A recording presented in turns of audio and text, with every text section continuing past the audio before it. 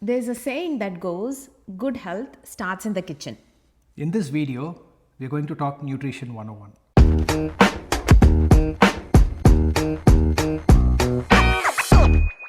A lot of you guys have asked me about meal prep or meal planning. And before I want to make videos on meal planning, I want to talk a little bit about nutrition. And this is that video. In this video, we are going to talk about macronutrients, micronutrients, some myths, mindset, and some real life hacks. And we're also going to end this video with a rapid fire round where we ask her a lot of questions around the thought process that goes into her food preparation. Let's talk about macronutrients first. Macronutrients are the essential nutrients that our body requires in large quantities to function effectively. The essential macronutrients are carbohydrates, protein, and fat. Now let's talk about carbohydrates. There are simple carbohydrates and complex carbohydrates. Simple carbohydrates are foods that are high in sugar. It gives you quick energy, but it will also let you crash quickly. So any sweets are your simple carbohydrates. Now let's talk about complex carbohydrates. These are food like your rice, millets, rotis, vegetables that also have some fiber in them, and they give steady energy. These complex carbohydrates can also be called as starches. Now there is a thing called resistant starch. I'll explain what that is. So when you cook a complex carbohydrate, for example potatoes or rice, cook it and then cool it down by keeping it in the fridge. And then bring it back, reheat it and consume it. So that makes a food, a complex carbohydrate, into a resistant starch. It is said that when you consume resistant starches, it helps feed the gut bacteria and helps with digestion. This can also be a very nice meal prep tip that you could follow. So just cook rice or potatoes or sweet potatoes in bulk, keep it in the fridge, take smaller quantities that you want to eat, bring it back to room temperature, heat it or to roast it or whatever.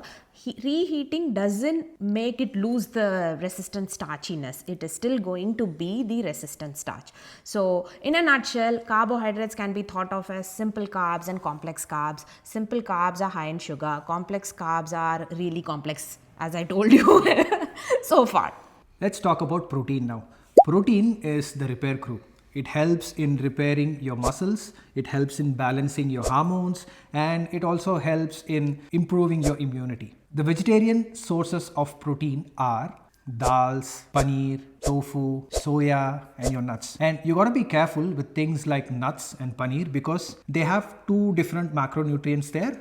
They have protein and they have fats. In some of these products, for example, if you take paneer, there could be equal amount of fat or even slightly higher amount of fat than protein. So when you consume these products, you need to be mindful of the calories as well. Your non-vegetarian source of protein are red meat, chicken, eggs, and fish products. There is another subset of protein which is called collagen, and that is responsible for your hair, skin, and nails. So this collagen is primarily found in animal-based products, and if you are a vegetarian, you can consume vitamin C rich foods like amla, citrus, capsicum, etc. so that your body can produce more collagen. The third macronutrient is fat. We often fear fat, but they are also essential. Fats are classified in 4 different categories: unsaturated, saturated, monounsaturated, and polyunsaturated. Unsaturated fat, the first one, it's good for your heart and it's found in food products like nuts, seeds, olive oil, and also poultry. If you leave out like chicken skin or duck skin or quail skin and those things. So it's found in chicken as well, and this kind of fat is good, the unsaturated fat. The next category is saturated fat, and this is usually found in things like butter, ghee, coconut oil, red meat, and poultry skins. You know how we said leave out the chicken skin, that would be your unsaturated fat. If you have chicken skin and like duck skin or whatever, that will come under saturated fat, and you don't want to include a lot of saturated fat in your diet. This is good for you, but it needs to be in moderation. The next 2 categories are monounsaturated and polyunsaturated. All of these are okay in moderation. Try to get more unsaturated fat fat than other kinds of fats. Now, while we talk about fat, I want to quickly touch on seed oils. Seed oils like canola oil, your soybean oil, sunflower oil and stuff like that. There is a lot of literature or lot of, I guess, chatter about not using seed oils as much.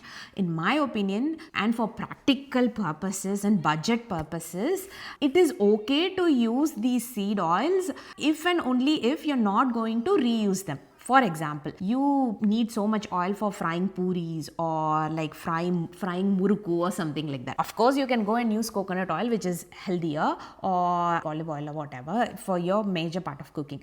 But when you want to deep fry something, using expensive oil might hurt your budget. In those cases, you're okay to use seed oils, but just don't reuse that batch of oil. I just thought this context would help. So carbs fuel, proteins repair, and fats support. But the mix is what matters here. We saw macronutrients. They are carbs, protein and fat. Now let's talk micronutrients. Every food is made up of one or more micronutrients. Micronutrients are essentially your vitamins and minerals, and they quietly decide how we feel day to day. Examples of micronutrients are vitamin A, vision, immunity, and skin. Sources: spinach, carrots, liver, etc. Vitamin B12, nerves and energy. Sources are dairy, eggs, chicken, fish. Vegetarians need to supplement this. Vitamin B7, also called as biotin, supports the metabolism of carbohydrates, fats, and proteins, and is also responsible for your hair, skin, and nail health. Sources: eggs, especially yolks, nuts, seeds, and sweet potatoes. Next is vitamin B9, also called as folate. It helps with DNA synthesis and is super important pre-pregnancy. Sources: leafy greens, legumes, and fortified grains. Vitamin C, immunity, skin, and iron absorption. Sources: citrus fruits, amla, guava, and capsicum. Vitamin D, immunity and bones. Sources: sunlight, egg yolk, fatty fish, and fortified milk. Vitamin E, antioxidant, skin and immunity. Sources: almonds, sunflower seeds, and spinach.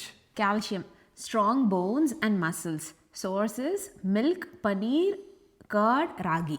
Iron, supports blood and prevents anemia. Sources: spinach, drumstick leaves, meat, fish. Absorbs better with vitamin C. Iodine, thyroid health. Sources: iodized salt and seafood. Magnesium, nerves, sleep, and energy. Sources: nuts, seeds, and whole grains. Potassium, helps balance blood pressure. Sources: bananas, oranges, spinach, and dal. Selenium, antioxidant and thyroid health. Sources: Brazil nuts, fish, eggs.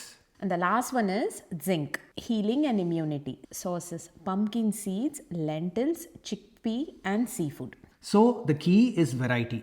Colors on your plate, seasonal produce, dairy, pulses, and non-veg if you eat it. This section, we are going to call it as myth, mindset, and real life hacks, and it is all going to be clubbed together.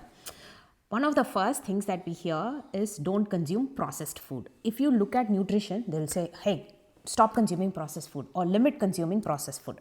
Now, like we think to ourselves, what is a processed food? Paneer is also a processed food. Rice is a processed food. Wheat is a processed food. Pasta is processed food. Like even your curd is processed. Everything is processed, right? So then the question comes about, is that blanket statement even true? Don't consume processed food.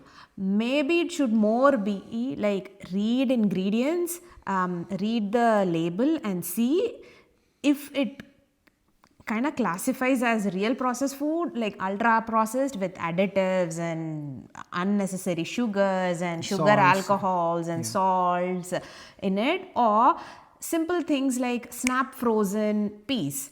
Helps with my lifestyle. If I don't have anything, I can just pull a packet of peas and add some rice noodles or something and make a very nice meal out of it.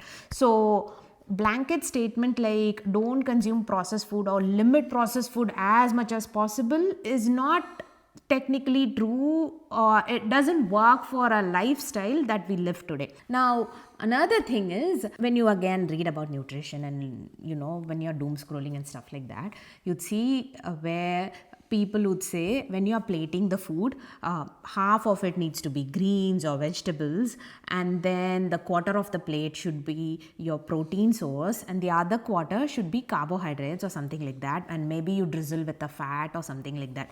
Now, I tend to think, how does this even work in an Indian context?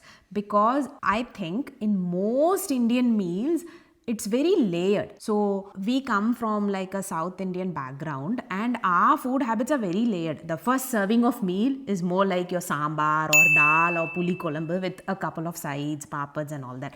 This is like a full spread I'm talking about. And then the second serving is rasam rice or something like that. Then third serving, you finish it off with cooked curd and buttermilk and something like that. So this is like your full meal spread. How am I even supposed to think about quarter plate, half plate and all that? Like, this doesn't work in Indian context.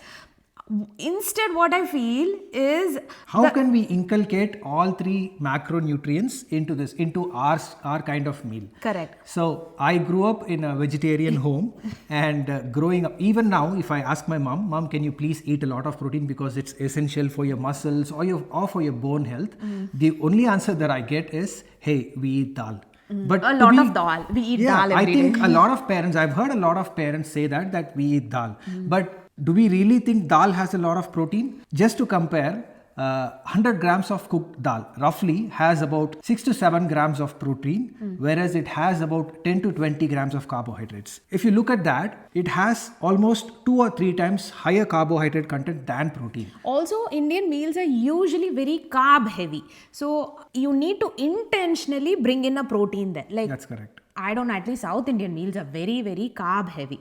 Rice, sambar, potato fry, the fryams, this, that, everything. You go for your tiffins, it's more like your ragi, your dosa, your idli, your upma, it's your again pongal, carb everything heavy. is again carb heavy. Yeah. So I think we need to be mindful and start including protein varieties, and that is where Vaishnavi in her Saturday Samayal, even though she cooks a full feast, there is always a separate protein source, which is either a tofu or soya chunks. Yeah. And we are being mindful, and we include a protein source that is rich in protein, not so-called protein like dal. Correct.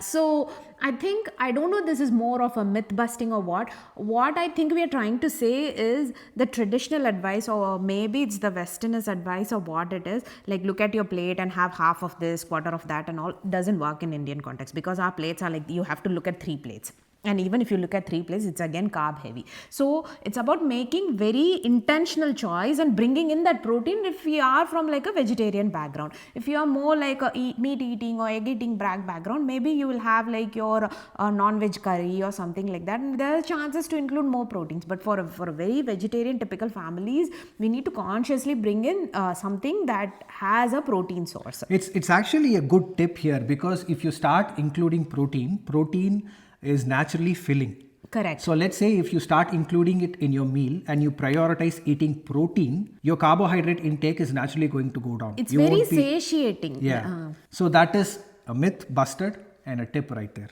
And a hack, whatever you want to call whatever you want to call it. Hence, we weren't sure how we want to title this section. So basically, processed food, yes, it's totally fine. Just start reading labels a bit more and make conscious choices like that would suit your lifestyle. We buy canned tomatoes. Now you guys are going to come and kill us if we say go and buy canned tomatoes. Look at your label. Buy good quality organic tomato. That's better than like rotten tomatoes, I would say. If the tomatoes go bad and if you're chopping the top off and using the other half, I feel like using a canned tomato is better if there's no additives in there. Now don't come and question me, oh, there's no canned tomato with additives. There are, and it's available in Costco. Go check out our Costco video for that. Another thing is, all this, half plate, quarter plate doesn't work in Indian setup, or at least South Indian Tamil setup. Totally doesn't work. Layer your food. Our food is very layered, but bring in that protein. Make sure you have a source of protein with all these 3 different plates, like your rasam rice or your sambar rice and all that. Like, make sure there's a form of protein. Yeah. Should we go to rapid fire? Let's go to rapid fire now. Yeah. So for the first question, what's your go-to breakfast? Eggs. What about for my vegetarian friends? Protein shake. Protein oats. Protein shake does not work with everyone.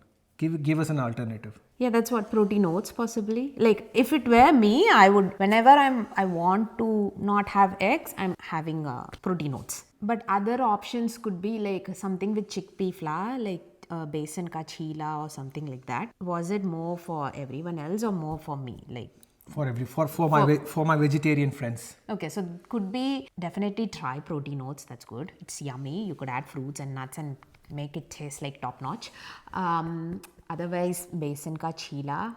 Otherwise, if you have cottage cheese and some fruits and nuts as well. Like if you have some sweet tooth and all, that will also be very tasty. Okay. What is your favorite food of all time? That should be biryani, pizza, noodles, depending on mood. I know you love food, and I haven't found you having a hatred or an aversion towards any kind of food.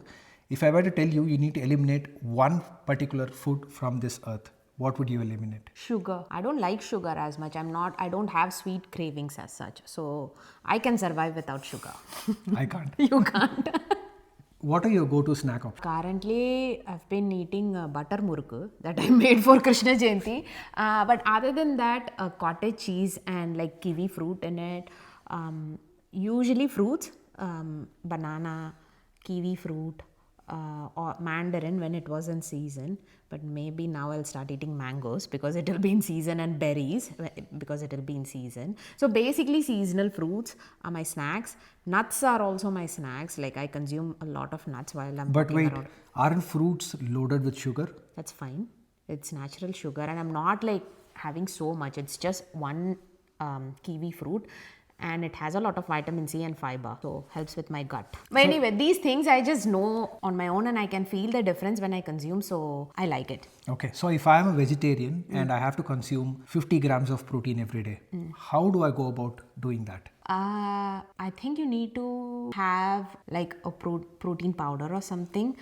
Don't tell me you're not going to have protein powder because that's easy 25 grams of protein or around that. Maybe about 100 grams of cottage cheese, 12 grams of protein. Greek yogurt, depending on how much you have, another 8 to 10 grams of protein. These are your protein sources. Milk will have protein. Have full fat milk. Don't talk about the skim milk and whatever.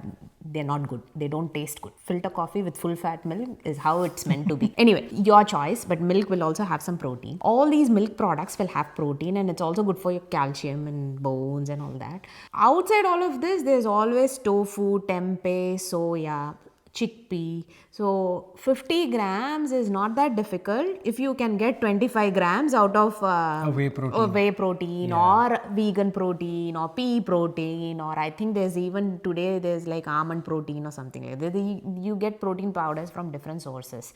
So start including that easy 20-25 grams, and rest of it, if it is just 50 grams you wanted, you can get from other sources. But it's recommended, I think, to have at least 0.8 grams per kilogram of your body weight, or if you're like working out and stuff, maybe like 1 gram per kilogram or even 1.2 grams per kilogram. It goes up to like 2 grams per kilogram of your body weight. Depending on how intensive your training is. And how much protein you want to consume. So yeah, it's easy. It's not that hard. 50 grams is not at all hard.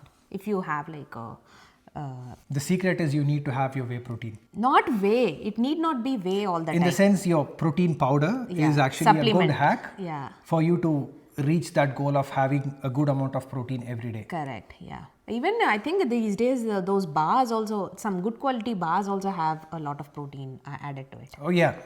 My next question. What is your favorite bar and why? The snacky bar. Yeah. Those are, for me, it's the Chief bar. They are so yum. It's been such a long time we've gotten it. But I like Chief bar. I don't have a problem with like animal protein or whatever, so I like it. But I think they use animal protein.